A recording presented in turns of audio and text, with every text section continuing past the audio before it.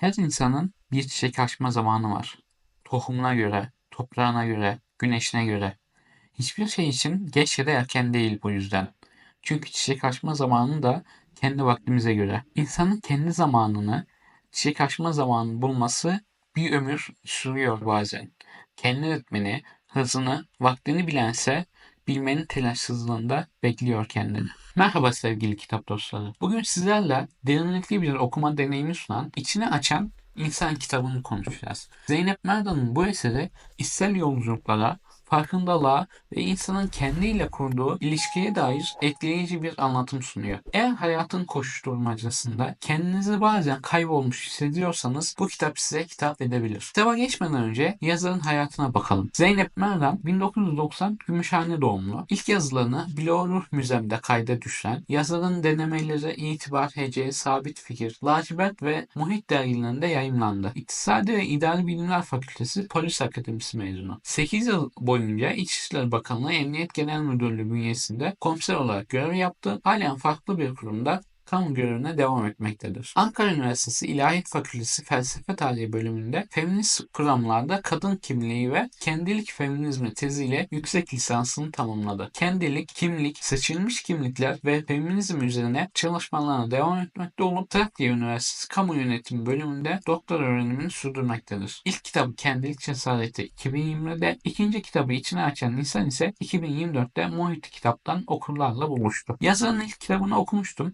İçine Açan İnsan ilk kitapla birbirinin devamı niteliğinde diyebiliriz. İçine Açan İnsan, insanın kendini keşfetme sürecine odaklanan felsefi ve psikolojik yönleri güçlü bir kitap. Yazar, bireyin iç dünyasını anlamlandırma sürecini, yaşadığı zorluklarla yüzleşmesini ve bu sürecin sonunda kendi özüne ulaşmasını çok samimi ve aksi bir dille anlatıyor. Kitap boyunca modern dünyanın getirdiği ıssal başlıklardan sıyrılarak içimize dönmenin önemini sıkça vurguluyor. Özellikle günlük hayatın içinde kaybolup gitmekten şikayet edenler için kitap adeta bir durak noktası gibi. Yazar hepimizin zaman zaman yaşadığı bu içsel sıkışmışlığı son derece akıcı ve düşündürücü bir dille kaleme almış. Bana göre kitabın en büyük artılarından biri de sadece teorik kavramlardan bahsetmekte kalmayıp okuyucuyu da kendi içsel yolculuğuna başlatması için ipuçları sunması. Kitap kün, kar, kör, kor, kir, kan, kül olmak üzere 7 bölüme ayrılmış ve ayrıca alt başlık olarak kendin olma düşüncesi, aitlik hissiyatı, feminizm ve